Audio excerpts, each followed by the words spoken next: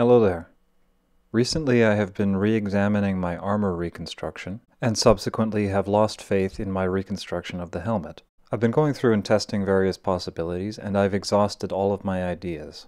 I would like to turn now to the internet hive mind and ask you if you have any opinions on how this helmet might have been constructed. I would like you to pause the video now, take a good look at the helmet, think about it for a second before resuming. Then I'll share some of the thoughts I've had on it and some of the things that I've tried. 3, 2, 1, pause. 3, 2, 1, resume. My original reconstruction drew heavily from Mycenaean boar tusk helmets. This matches the illustration reasonably well, but I've never been happy with the performance. Wood is not as strong as boar tusks, and if an arrow strikes this helmet at 90 degrees perfectly, then it'll just go through. The shell of the helmet is also a little bit flexible. This means that the helmet isn't terribly protective against horizontal blows. Boar tusk helmets got around this by using a specific type of liner.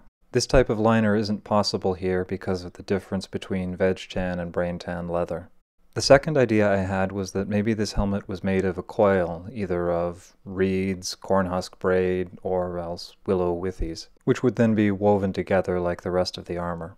This style of construction was used for helmets among the Inca. There are two issues with this idea. The first issue is that for this method to be viable, you have to use fairly narrow pieces for your coil. This gives a very different visual impression than the illustration. The other issue is the vertical lines on the helmet.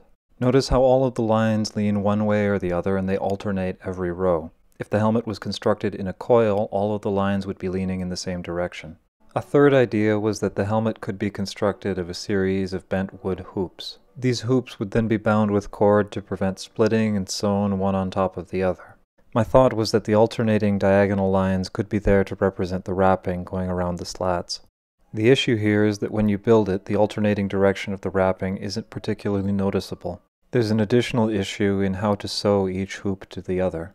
A fourth idea is that the helmet could be woven like an ash basket, except with a diagonal twill rather than plain weave. The issue here is that I was not able to press the splints close enough together to prevent gaps. I also have doubts about whether it would be durable enough to resist arrows. A final issue is that it would be extremely tedious to repair. You'd basically have to take the whole thing apart to replace a slat. And those are all the ideas I've got off the top of my head.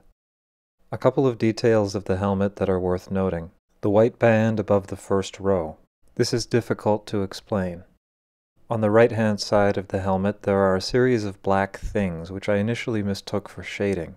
To my eyes they look like a row of feathers, but they could be something else. Finally, there is a cheek plate or chin strap that I didn't notice before. A somewhat dismaying idea I had is that the illustration might not show the construction methods at all, it might rather show the paint job. And that's pretty much all of my thoughts. If you have any ideas, I'd be glad to hear them. Thank you.